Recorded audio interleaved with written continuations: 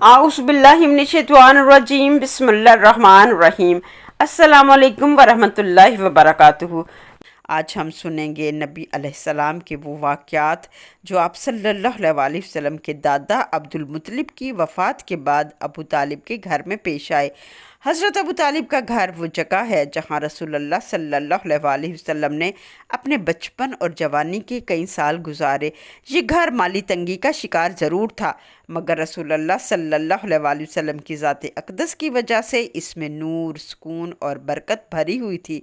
तारीख़ इस्लाम और सीरत की कुतब में हमें ऐसे बेशुमार वाक़यात मिलते हैं जो इस बात की गवाही देते हैं कि हजूर सल्लल्लाहु अलैहि वसल्लम की परवरिश जिस घर में हुई वो घर बाकी घरों की तरह आम नहीं रहा।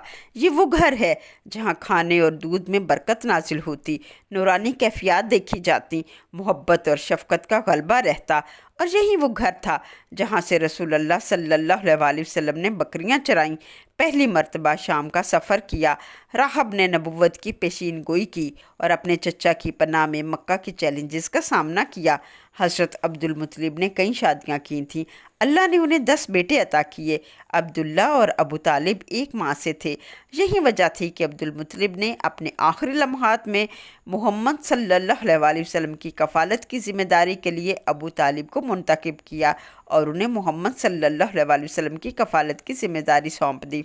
हज़रत अब्दुल मुत्तलिब ने दुनिया से जाने से कबल हज़रत अबू तालिब, जिन्हें वो अब्दुल मनाफ कहा करते थे, उन्हें हदायत की। फरमाया, ए अबू तालिब, ए अब्दुल मनाफ, मैं तुझे वसीयत करता हूँ, मेरे बाद मोहम्मद अलैहिस्सलाम जो पैदा होने से कबल ही बाप के साय से महरूम हो गया था, उसका ख्याल रखना, उसकी हिफाजत करना। मैंने उसको ऐसे पाला है जैसे एक माँ अपने बच्चे को रखती है। मैं पुरउम्मीद हूँ कि वो हदायत देने वाला होगा। मैं इसको परवरदिगार का बहुत बड़े इल्म वाला समझता हूँ।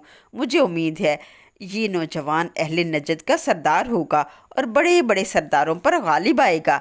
मैं नाउम्मीद नहीं हूँ बल्कि पुरउम्मीद हूँ कि अल्लाह ताला मोहम्मद सल्लल्लाहु अलैहि वसल्लम के बारे में वहब का कौल सच्चा करेगा। वहब हज़रत मोहम्मद सल्लल्लाहु अलैहि वसल्लम के नाना थे और वहब कहा करते थे, मोहम्मद अजीमुल मर्तबत होंगे, इनका चर्चा दुनिया भर में होगा और वो आले गालब में फजीलत और बरतरी पाएगा। मैंने हर बड़े आलम और हर लिखने वाले से बड़ी अजीब बात सुनी है, मोहम्मद हुक्मरानों की मिसल क़यादत करेगा। वही कामयाब होगा जो मोहम्मद के नक्शे कदम पर चलेगा। वो उन लोगों की भी क़यादत करेगा जो रुजू करेगा नेक कामों की तरफ, खा वो हरम की हदूद के अंदर रहने वाले हों या बाहर रहने वाले हों। अब्दुल मुत्तलिब बिस्तरे मर्ग पर थे। मोहम्मद सल्लल्लाहु अलैहि वसल्लम अपने दादा के करीब आंखों में आंसू लिए खड़े थे। अब्दुल मुत्तलिब के इंतकाल से आप सल्लल्लाहु अलैहि वसल्लम बहुत गमगीन हो गए। आप सल्लल्लाहु अलैहि वसल्लम एक बार फिर यतीम हो गए।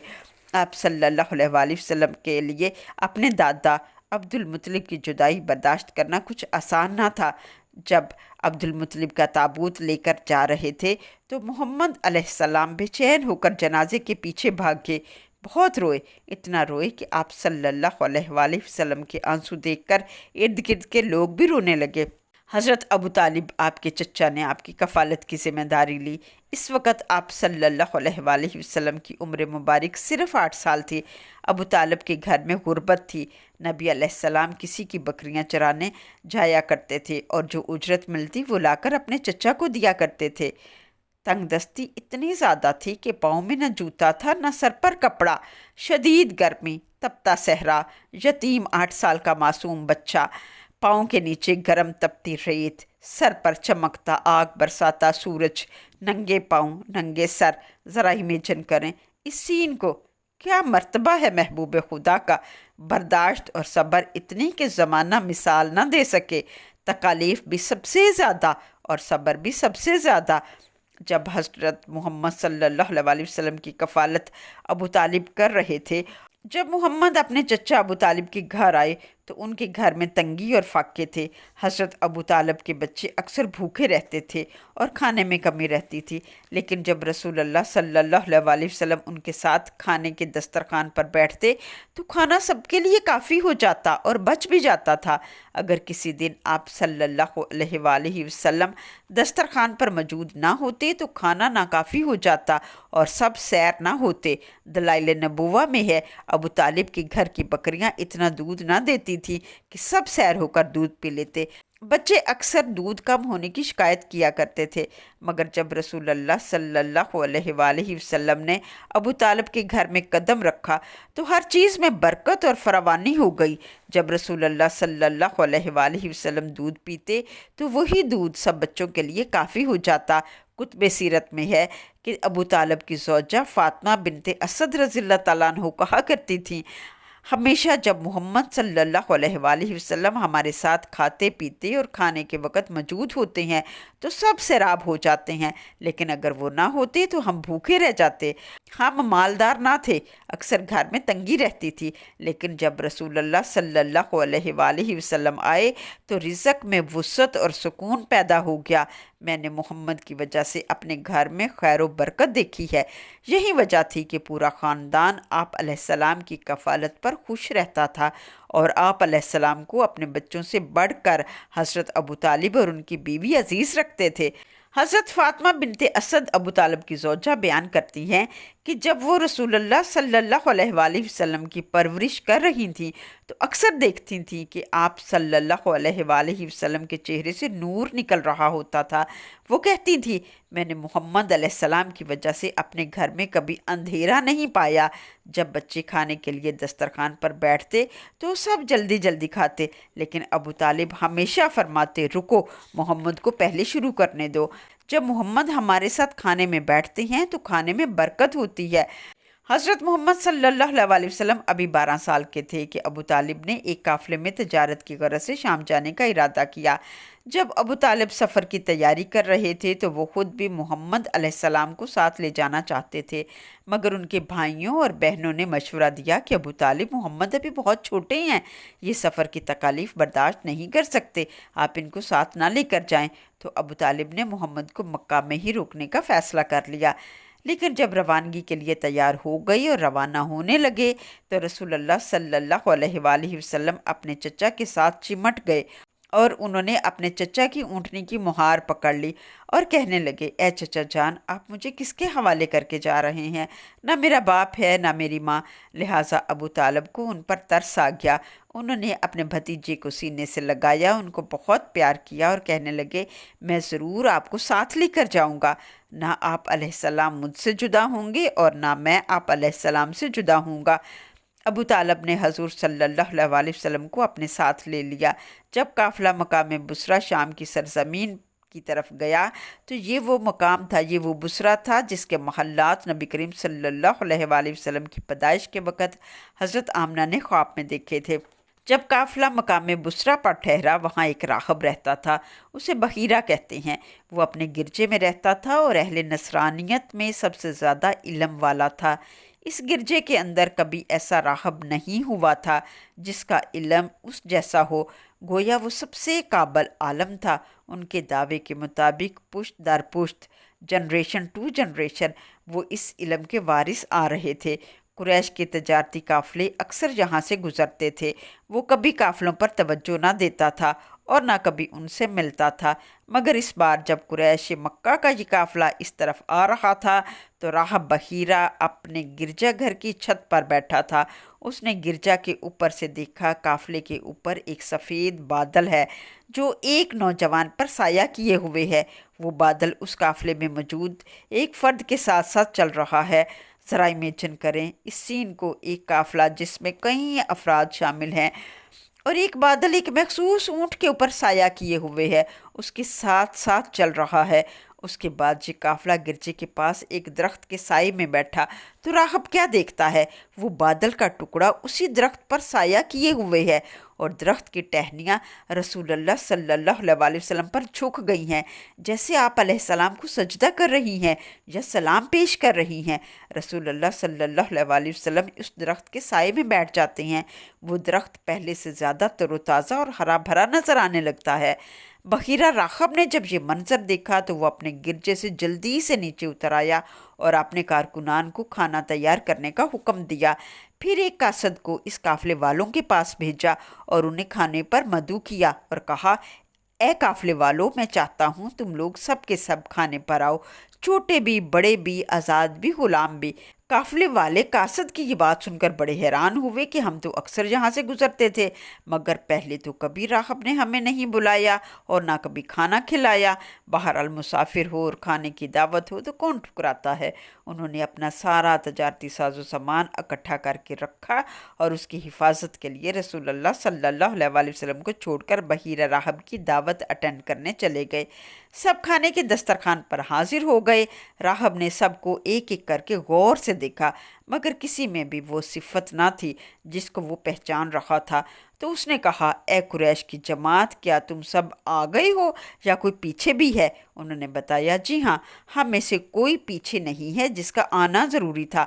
बस एक कम उम्र लड़का है जो सामान की हिफाजत की गरज से पीछे छोड़ आए हैं। राग़ब ने कहा, कितनी शर्म की बात है और बुरी बात है कि आप एक कम उम्र बच्चे को पीछे छोड़ आए हैं। आपको चाहिए था उसे साथ लेकर आते और उसे खाने में शामिल करते। जाओ और उसको बुला कर लाओ, वो तुम्हारे साथ खाने में हाजिर होना चाहिए। कुरैश काफ़िला में से एक आदमी बोला, रवायात में उसका नाम हारिस आता है। वो कहता, लात और उज़्ज़ा की कसम, बेशक ये बात बाइसे मुलामत है कि हम इब्ने अब्दुल्ला बिन अब्दुल मुत्तलिब को पीछे छोड़ आए हैं। हमें शर्म करनी चाहिए थी कि हम मोहम्मद अलैहिस्सलाम को ना लाए। फिर एक शख्स गया और रसूल अल्लाह सल्लल्लाहु अलैहि वसल्लम को साथ लेकर आया। जब रसूल अल्लाह सल्लल्लाहु अलैहि वसल्लम आ गए तो बहीरा ने उन्हें बड़े गौर से देखा और जो निशानियाँ और सिफतें वो पहचानना चाहता था उसने पहचान ली जो उसके इल्म में थी। हत्ता कि जब सब खाना खा चुके तो बहीरा खड़ा हो गया और कहने लगा, ए लड़के, मैं तुझे लात और उज़्ज़ा की कसम देकर पूछता हूँ कि मैं जो कुछ पूछूँ आप मुझे सच सच बताओगे। बहीरा ने ये कसम इसलिए दी थी कि उसके जहन में था कि ये कौम लात और उज़्ज़ा की परस्तिश करती है। रसूल अल्लाह सल्लल्लाहु अलैहि वसल्लम ने जवाब दिया कि मुझसे लात और उज़्ज़ा के साथ सवाल मत कीजिए। मैं किसी चीज़ को इतना नापसंद नहीं करता जितना लात और उज़्ज़ा को नापसंद करता हूँ। बहीरा ने कहा, फिर मैं आपको अल्लाह की कसम देकर पूछता हूँ कि जो पूछूँ आप सच सच बताएंगे। फिर आप अलैहिस्सलाम ने फरमाया, अच्छा, आप जो चाहें पूछ सकते हैं। अब बहीरा ने सवालात करने शुरू किए। आप सल्लल्लाहु अलैहि वसल्लम की पसंद और नापसंद के बारे में, आप अलैहिस्सलाम की आदात के बारे में, आप अलैहिस्सलाम के हाल के बारे में, आप अलैहिस्सलाम की शक्ल सूरत के बारे में, आप अलैहिस्सलाम की कैफियत के बारे में, ख्वाबों के बारे में, एहसासात और महसूसात के बारे में, और आपकी आंखों की सुर्खी के बारे में और दीगर अमूर के बारे में। हज़ूर सल्लल्लाहु अलैहि वसल्लम ने भी जवाबात देने शुरू किए। आप सल्लल्लाहु अलैहि वसल्लम के जवाबात उस इल्म के ऐन मुताबिक थे जो बहीरा के पास था और वो सिफ़ात जो उसने इंजील और तौरात में पढ़ रखी थी। फिर बहीरा ने कहा, अगर आप इजाज़त दें तो मैं आपके दोनों कंधों के दरमियान देखना चाहता हूँ। आप अलैहिस्सलाम ने इजाज़त दे दी तो आप सल्लल्लाहु अलैहि वसल्लम के दोनों कंधों के दरमियान उसने मोहरे नबुव्वत देखी जो ख़ास निशानी तौरात और इंजील में बयान की गई थी। जब बहीरा सवालात कर चुका तो फिर आप सल्लल्लाहु अलैहि वसल्लम के चचा अबू तालिब की तरफ मतवज्जो हुआ और पूछा, ये लड़का आपका क्या लगता है? अबू तालिब ने जवाब दिया, ये मेरा बेटा है। बहीरा ने कहा, नहीं, ये आपका बेटा नहीं हो सकता। मेरे इल्म के मुताबिक इसके बाप का इंतकाल हो चुका था जबकि इनकी माँ हमल से थी और ये पैदा भी ना हुए थे। अबू तालिब ने कहा, हाँ, आपने सच कहा है, ये मेरा भतीजा है। फिर बहीरा ने हज़रत अबू तालिब से कहा, अगर आप अपने भतीजे से मोहब्बत करते हैं तो इनको अपने शहर वापस ले जाइए और यहूदियों से इनकी हिफाजत कीजिए। अल्लाह की कसम, अगर उन्होंने इनको देख लिया और पहचान लिया जो कुछ मैंने पहचान लिया है तो वो इनको नुकसान पहुंचाएंगे। अबू तालिब ने अपना तजारती सफ़र मुख्तसर किया और मोहम्मद सल्लल्लाहु अलैहि वसल्लम को लेकर वापस आ गए। कुछ रवायात में हमें ऐसा भी मिलता है कि अबू तालिब ने मोहम्मद अलैहिस्सलाम को कुछ ग़ुलामों के साथ मक्का वापस भिजवा दिया था। काफ़िले वालों ने देखा कि राहब मोहम्मद अलैहिस्सलाम में बहुत दिलचस्पी ले रहा है और यकीनन इसी बच्चे की वजह से उसने हमें खाने पर भी मदऊ किया है। काफ़िले वाले ये सारी गुफ्तगू सुन रहे थे। उनके थ्रू ये सारी इन्फॉर्मेशन शाम के यहूदियों तक पहुंच गई और कुछ दिनों के बाद वो बहीरा के पास आ गई और मोहम्मद अलैहिस्सलाम के बारे में जानने की कोशिश करने लगे। बहीरा ने पूछा, क्या तुमने उनके अंदर तमाम सिफ़ात देख ली हैं? उन्होंने कहा, हाँ। फिर बहीरा ने कहा, अगर ऐसा है तो तुम कभी भी उन तक नहीं पहुंच पाओगे। आज के लिए बस इतना ही। नेक्स्ट वीडियो में हम जानेंगे अल्लाह ताला ने ख़ुद नबी अलैहिस्सलाम की हिफाजत फरमाई हर बुराई से, शिरक से, गंदगी से, और वो वाक़यात जो बताते हैं नबी अलैहिस्सलाम किस कदर हया का पैकर थे, जंग फुजार एंड हल्फुल फजूल के वाक़यात। आज हमने नबी अलैहिस्सलाम की ज़िंदगी के वो वाक़यात सुने जो हज़रत अबू तालिब के घर और सफ़र शाम में पेश आए।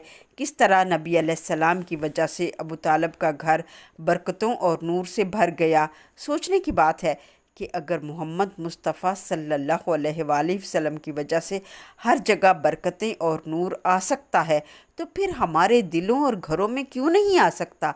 उसके लिए ज़रूरी है कि हम सीरतुल नबी को अपनाएं, उनकी सुन्नत पर चलें और उनकी मोहब्बत को अपनी ज़िंदगी का सहारा बना लें। अल्लाह ताला हमें अपने नबी से सच्ची और हकीकी मोहब्बत करने की और उनकी पैरवी करने की तौफ़ीक़ अता फ़रमाए। आमीन या रब्बुल आलमीन।